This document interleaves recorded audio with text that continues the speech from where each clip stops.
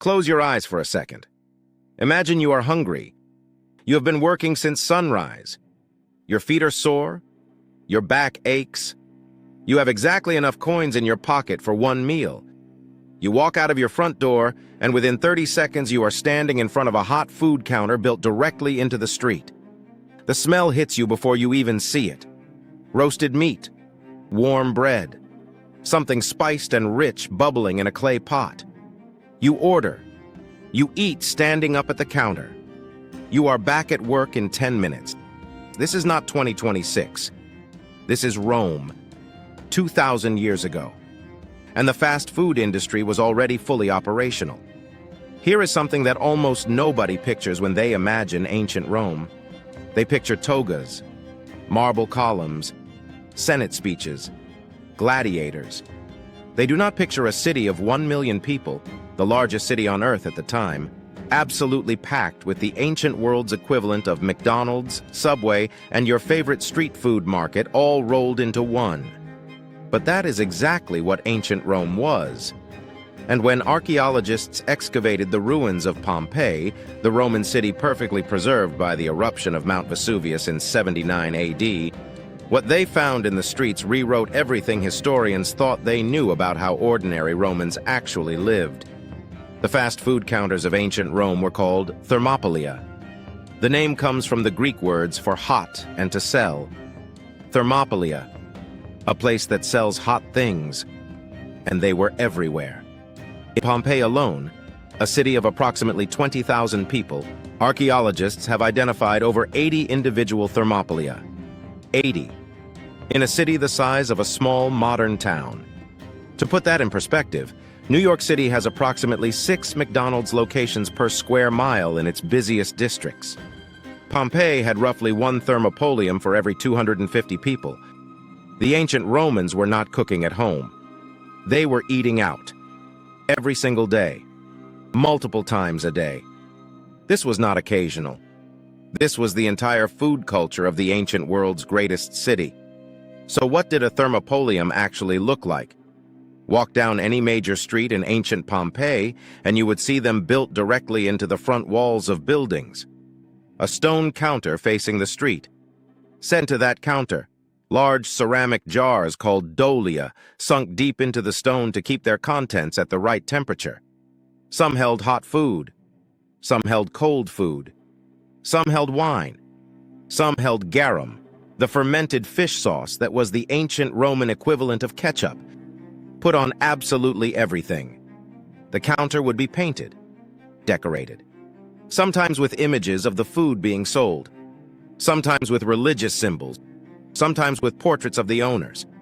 Above the counter, a wooden board or painted wall listing the day's menu and prices.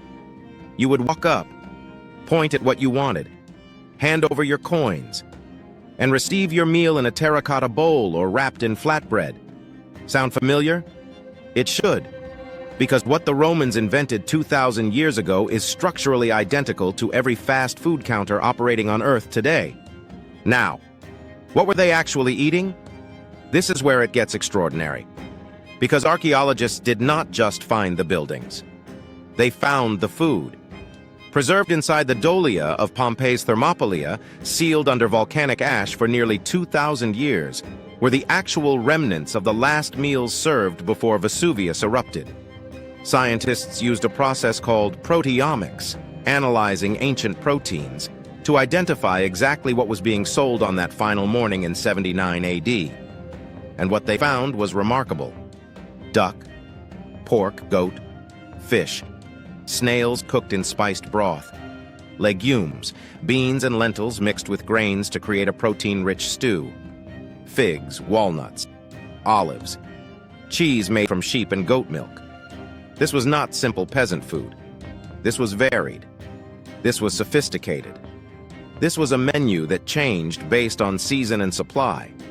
One particular thermopolium excavated in Pompeii between 2019 and 2021, now called the Thermopolium of Reggio Fef, was so perfectly preserved that archaeologists found the bones of a duck still sitting in one of the dolia.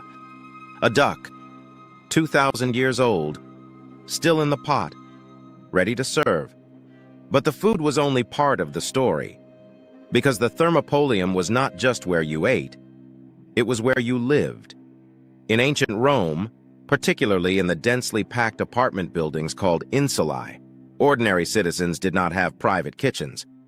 Or if they had them, they were tiny, dangerous, and barely functional. Rome was a city of constant fire risk. Wooden buildings packed together, open flames cooking food in enclosed spaces. The Emperor Augustus established the world's first fire brigade in Rome, partly because kitchen fires were destroying the city on a regular basis. So the solution was not to cook at home. The solution was the Thermopolium. You went there for breakfast?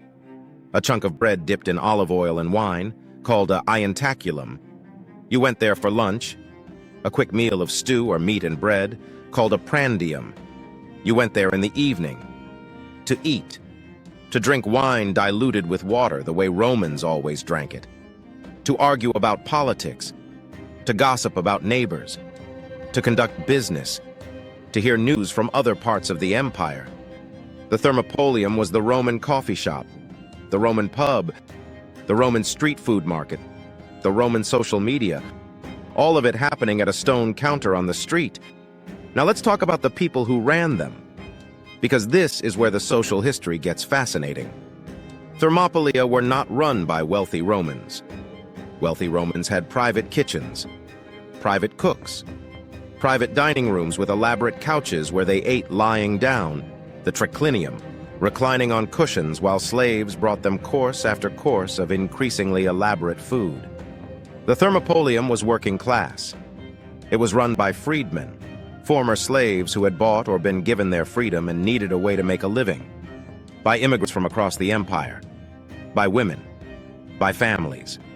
In one Pompeii Thermopolium, archaeologists found the bones of a man, later nicknamed the Crouching Pompeian, who appears to have been sheltering under the counter when Vesuvius erupted. He was likely the owner, staying with his business until the last possible moment, not running, protecting what he had built.